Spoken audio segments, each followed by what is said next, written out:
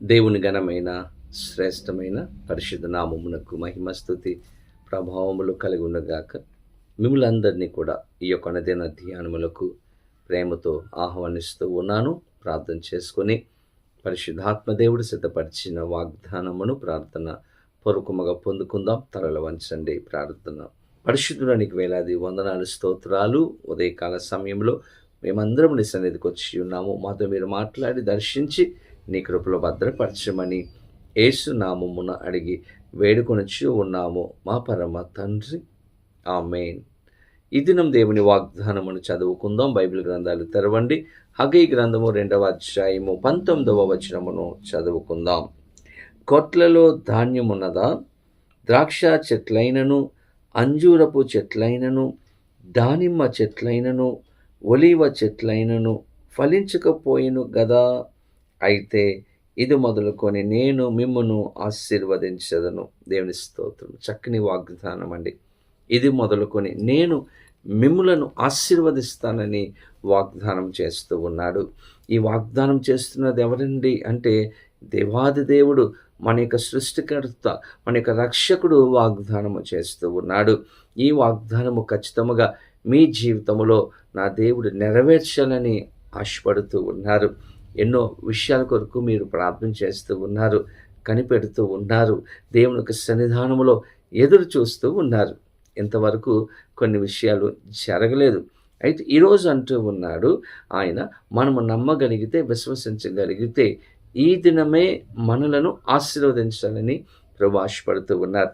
ఉద్యోగ విషయాలలో మనకు ఆశీర్వాదం, వ్యాపార విషయాలలో మనకు ఆశీర్వాదం, కుటుంబ జీవితాలలో, మన బిడ్డల యొక్క జీవితంలో ఆశీర్వాదమును అనుగ్రహించాలని ప్రభు ఆశపడుతూ ఉన్నారు.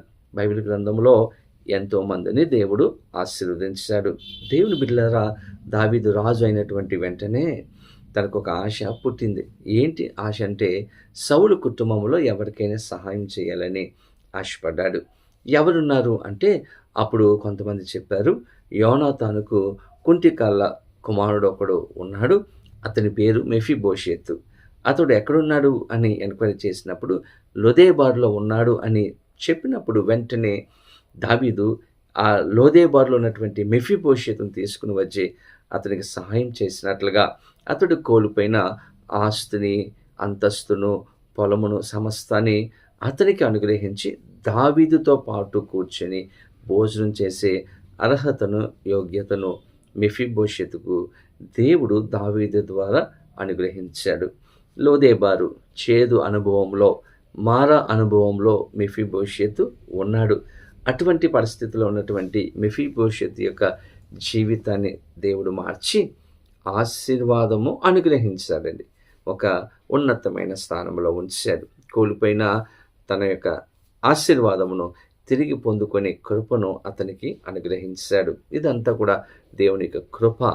అతనికి ఆశీర్వాదం అనుగ్రహించి ఒక సమాధానం, సంతోషాన్ని ఆ యొక్క మెఫీబోషెతుకు దేవుడు ఇచ్చాడు. ఈరోజు నీవు కూడా నమ్మగలిగితే ఆ లోదేబారు అనుభవంలో ఉన్నావేమో, చేదు అనుభవమో, లేకపోతే కన్నీటి అనుభవంలో ఉన్నావేమో, దేవుని మీద ఆధారపడు, నమ్ముకో, విశ్వసించు.